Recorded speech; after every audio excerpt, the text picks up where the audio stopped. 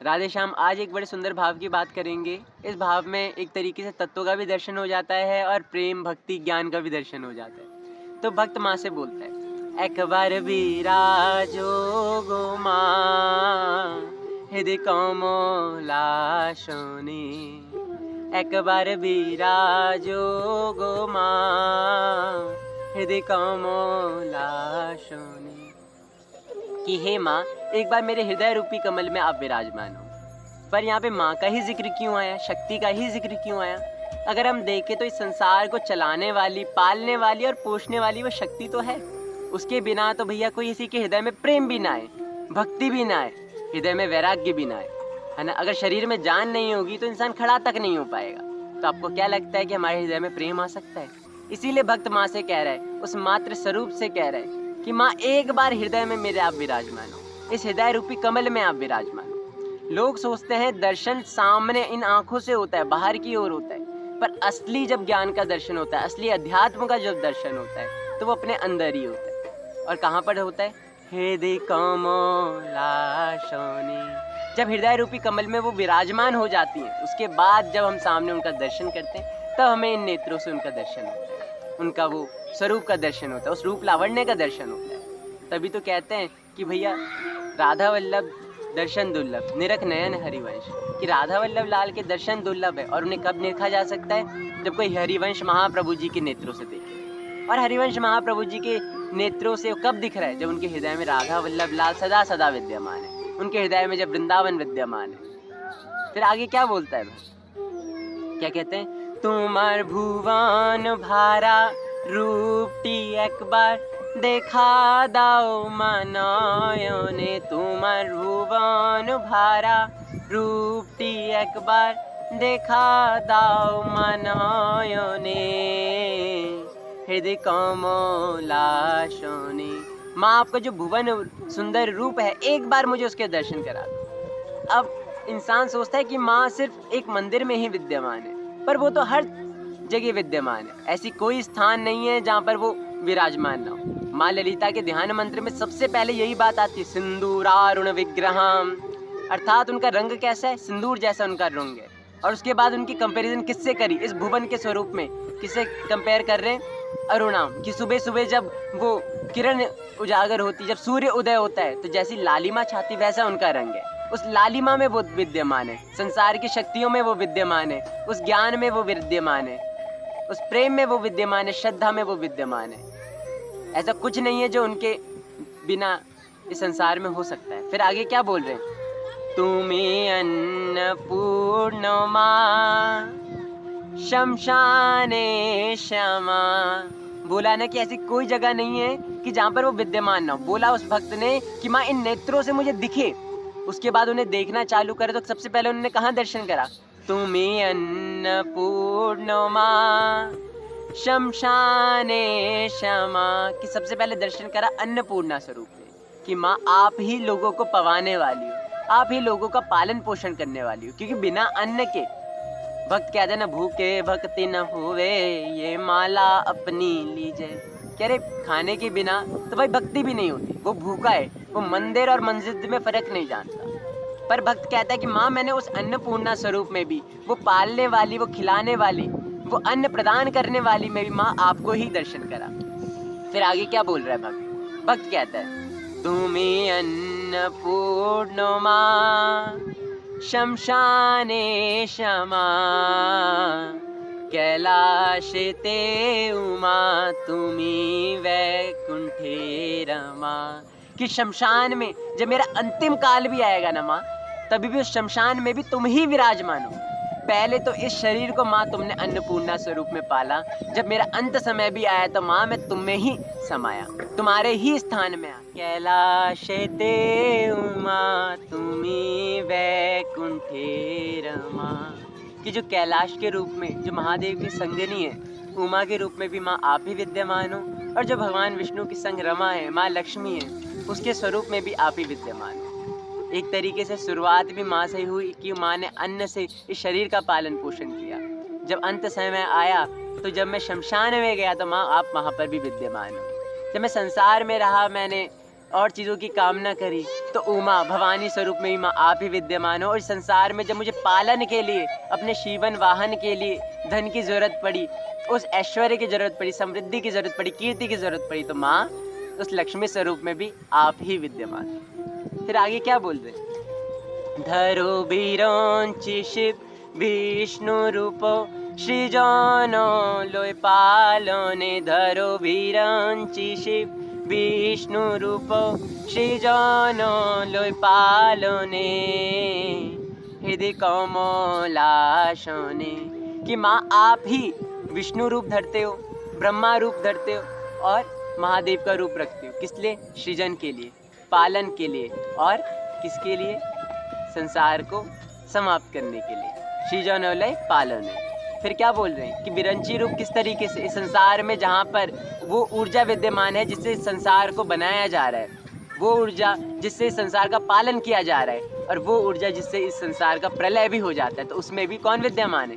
शक्ति ही विद्यमान है। वो माँ भवानी ही विद्यमान है। ऐसा कोई स्थान नहीं है जहाँ पे वो विद्यमान ना हो। चाहे इंसान का जन्म हो, चाहे उस इंसान का पालन पोषण हो, और चाहे इंसान का अंतिम काल हो, या उसके बाद मोक्ष भी हो, तो हर तरफ में वो शक्ति ही विद्यमान है। अब कोई माने या ना माने। फिर आगे क्या बोल रहे हैं? तुम्हें पुरुष की नारी बुझीते नारी, स्वयं ना बुझाले ताकि बुझीते पारी। कि माँ आप पुरुष हो कि नारी हो, मैं नहीं समझ पाता, मैं जान नहीं पाता। व्यक्ति कहता है ना, बीच बीच में लोग बोलने लग जाते हैं, अरे देवी की तुम पूजा क्यों कर रहे हो, वो तो स्त्री है, तुम क्यों कपड़े बदल रहे हो। अरे मूर्ख, वो पुरुष भी नहीं है, वो नारी भी नहीं है, वो उससे भी परे है। पर भक्त अपने माँ को, उस चिन्मयी को मिन्मयी करता है अपने प्रेम से। माँ उसके लिए चिन्मयी से वो मिन्मयी स्वरूप धारण करती है। वो तो जगत में हर जगह विद्यमान है, शक्ति स्वरूपणी। ऐसी कोई जगह नहीं है जहाँ पे वो विद्यमान ना हो। पर उस विग्रह के स्वरूप में भक्त अपने प्रेम के लिए, अपने आनंद के लिए, माँ अपने भक्तों को आनंद प्रदान करने के लिए, अपना संग प्रदान करने के लिए चिन्मयी से मिन्मयी होके उस विग्रह में आती है, ताकि अपने भक्तों के साथ समय व्यतीत कर सके। फिर आगे क्या बोल रहे हैं? फिर तुम्हें पुरुष के नारी बुझीते नारी, स्वयं ना बुझाले ताकि बुझीते पारी। पर ये बात जितनी छोटी है वो उतनी बड़ी है। पर आखिर में बात यहीं पे खत्म होती है कि माँ जिसको जब तक नहीं बताना चाहती, जो उस देह तत्व में अटका हुआ है, कह रहे अरे माँ तो स्त्री है, ना ना ना ना, वो स्त्री भी नहीं है, वो पुरुष भी नहीं है, वो उससे भी परे। क्योंकि इंसान, जिस इंसान की बुद्धि उसके देह में अटकी हुई है, वो क्या माँ के स्वरूप को समझ पाएगा? पर भक्त कहता है कि माँ कौन जान पाता है, जब तक आप नहीं बताना चाहो तब तक कोई समझ नहीं पाता। आपके जिसे बताना चाहो, आप जिस पे अनुग्रह करो, आप जिसको अपना स्वरूप दिखाना चाहो, वही दर्शन कर पाता है। फिर आगे क्या बोल रहे? तुम्हें आधा राधा आधा कृष्ण सजिलो वृंदावने। तुम्हें आधा राधा आधा कृष्ण सजिलो वृंदावने, हृदय कमलासने। भक्त कहता है कि माँ आप ही राधा रूप में भी विद्यमान हो, आप ही कृष्ण रूप में भी विद्यमान हो। पर होता क्या है कि व्यक्ति दर्शन नहीं कर पाता। क्या हमें दर्शन होते हैं? इसलिए भक्त कह रहे माँ हृदय कमल में आओ ताकि मैं दर्शन कर पाऊँ। अब कोई बोलेगा कि अरे एक ही बार में राधा कैसे, एक ही बार में कृष्ण कैसे? तभी भक्त ने बोला कि कोई नहीं समझ पाता, कभी वो पुरुष है कभी वो नारी है। उनके मध्य में जो प्रेम भी है उसमें भी माँ विद्यमान है। सत्य दो नहीं हो सकता, सच्चाई दो नहीं हो सकती। वही एक सत्य है पर अलग अलग रूपों में खेल रहा है। कभी वो पुरुष रूप में श्याम सुंदर की तरह बंशी बजाते हैं, और कभी वो राधा रानी के रूप में उस बंशी का श्रवण सुन के आनंदित हो जाते हैं। कभी श्याम सुंदर राधा रानी के जब चरणों में नेत्रों से अश्रु बहाते हैं, तो उसमें भी शक्ति जो विद्यमान है, उसमें भी जो प्रेम विद्यमान है, एक तरीके से वो माँ के रूप में ही विद्यमान है। फिर आगे क्या बोल रहे हैं? भक्त कहते हैं तुम्हें जगतेर माता जोगी जन अनुगता, अनुगत जने कृपा कल्पलता। कि अरे माँ आप जगत की माता हो। अब सिंपल सी बात है, कोई कह सकता है अरे श्याम सुंदर के लिए तो भाई प्रेम चाहिए, भक्ति चाहिए, पर जब माँ से हमारा संबंध है, वो कैसा संबंध है? जे दिना में जन्म छिलाम, मामा बोले डाके छिलाम, कि जिस दिन मैं जन्मा, व्यक्ति का भी जब इंसान जन्मता है, पैदा होता है, तो उसका सबसे ज्यादा जो स्नेह होता है वो माँ से होता है। तब वो किसी श्याम सुंदर को नहीं जानता, तब वो कृष्ण कृष्ण जपते हुए नहीं आता, तब वो हरे कृष्ण महामंत्र करते हुए नहीं आता, पर उसका जब सबसे पहले स्नेह होता है, वो प्रेम होता है, वो किससे होता है? माँ से। उस दिन में उसने क्या सबसे पहले उसमें जो आत्मीयता अनुभव करी होती है, वो प्रेम अनुभव किया होता है, वो किसमें क्या होता है? माँ। और माँ तो ऐसी है, इंसान कितना भी पापी हो, बच्चा कैसा भी हो, कितना भी मलिन हो, कितना भी गंदा हो, अगर बच्चा गंदगी कर देता है तो पिता भी कहते हैं कि अरे इसे ठीक कर दो, साफ कर दो। माँ घिन्न नहीं करती उस बच्चे को, उसकी साफ सफाई करके उसे और सुंदर निखार के भेज देती है। इसीलिए भक्त कह रहा है, तुम्ही जगतेर माता योगी जन अनुगता, कि योगी जन जिनके अनुगत है। योग की परम सीमा क्या है? इस शरीर का और इस आत्मा का परम मिलन, इस शरीर का और उस ज्योति का, उस ज्ञान का परम मिलन, उसका योग, आत्मा से परमात्मा का मिलन, यही तो योग है। पर ये योगी भी किसके अनुगत है? माँ के, उस भगवती के, उस परम तत्व के, उस शक्ति के। फिर क्या बोल रहे हैं कि अनुगत है तो माँ उन्हें छोड़ देती है? नहीं। फिर क्या है? अनुगत जने कृपा कल्पलता, कि अनुगत जन की वो कृपा कल्पलता है, समान है। और कैसी है?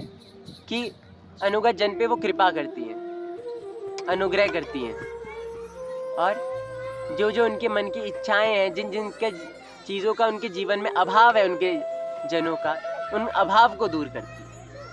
कल्पलता के समान है। जैसे ही व्यक्ति के हृदय में कोई चीज़ की कामना उठती है ना, कामना हर बार किसी न किसी चीज़ की उठती रहेगी, कभी ये चाहिए, कभी वो चाहिए, पर जब माँ का आश्रित हो जाता है कोई, तो माँ उसकी हर चीज़ की ध्यान रखती है।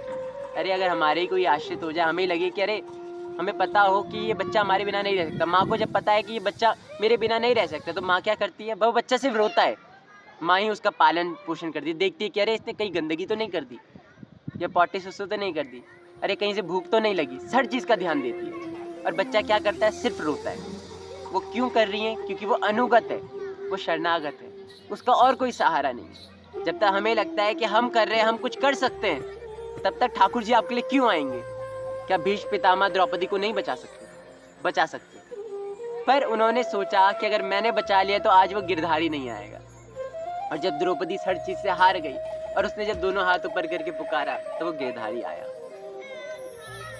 फिर आगे क्या वर्णन कर रहे हैं? वो कहते हैं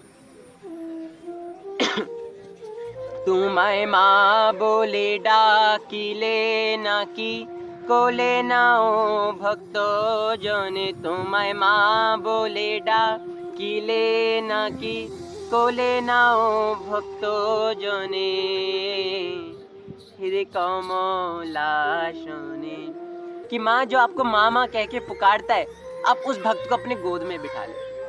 इंसान भक्त है ना, आजकल बड़ी नौटंकी चलती है कि माया से दूर जाएंगे, माया है ये संसार माया है, दूर भाग जाएंगे, अलग दुनिया बसा लेंगे, ये मटेरियल दुनिया है। पर जो संसार में भगवान को नहीं देख पाया, वो बाहर जाके कहीं देख पाएगा? नहीं देख सकता, मतलब ही नहीं देख सकता। लेकिन भक्त जानता है कि अरे वो तो अपनी माँ महामाया की गोद में बैठ रखा है, और महामाया की गोद ही में बैठ के वो श्याम सुंदर को लाड लड़ाता है, श्यामा श्याम को लाड लड़ाता है, उस प्रेम का अनुभव करता है। और जो नौटंकी करता रहता है कि ये माया है, ये शरीर है, ये काम है, ये क्रोध है, ये लोभ है, ये मोह है, वो जीवन भर इन्हीं खेलों में उलझा रहता है और उस प्रेम से दूर हो जाता है। फिर वो चाहे बाहर से नौटंकी करता रहे, कुछ भी कहता रहे कि हम कृष्ण के सहचरी हैं, सखी हैं, मंजरी हैं, कुछ भी हैं, वो कभी उस प्रेम का अनुभव नहीं कर पाता।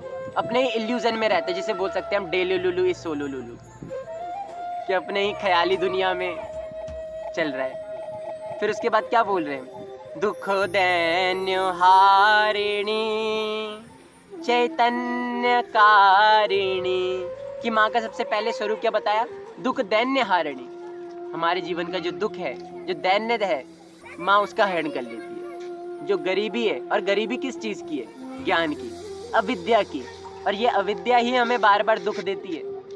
अगर इंसान से प्रेजेंट में रहना सीख जाए तो उसके जीवन में दुख नहीं है। पर माँ का स्वरूप क्या है? आनंदमयी, नित्यानंद प्रदायिनी, है ना। और आनंदमयी से वो आनंद सदा सदा झर रहा है। अगर आग के पास जाते तो गर्मी लगती है, उसी प्रकार से आनंद प्रदायिनी के संग संग रहेंगे, अंग संग रहेंगे तो होगा क्या कि हमें वो आनंद मिलेगा, वो प्रेम मिलेगा और दुख दैन्यता हट जाएगी। फिर क्या बोले, चैतन्य कारणी, वो चैतन्य प्रदान करती है। जब तक अंधेरा कब तक है, जब तक उसमें रोशनी ना आ जाए, और जैसे ही उजाला होता है अंधेरा हट जाता है। उसी प्रकार से जैसे ही ज्ञान आता है, ये चेतना का जागरण होता है, चैतन्य तक पहुंचती है चेतना, उसके बाद व्यक्ति तो सदा सदा आनंदित रहता है। फिर भक्त क्या बोलते हैं, अन्य की छूचाई न बिना चरणे दुखानी, कि माँ मुझे और कुछ नहीं चाहिए पर आपके चरणों के सिवा। और भक्त तभी कहता है, अभय पदे प्राण सौंपे छी, कि माँ मैंने अभय चरणारविंद में प्राण सौंप दिए। फिर क्या बोल रहे हैं, आमी प्रेम सरोजे सजाबो पद वासना मोने मोने, कि माँ उस प्रेम रूपी समुद्र में या उस प्रेम रूपी नदी में मैं चाहता हूँ कि मैं गोता खाऊं और आपके चरणों की सेवा करूं, आपके चरणों में आलता लगाऊं, कभी आपके चरणों को वो भजता रहूं, अपने हृदय में धारण कर सकूं।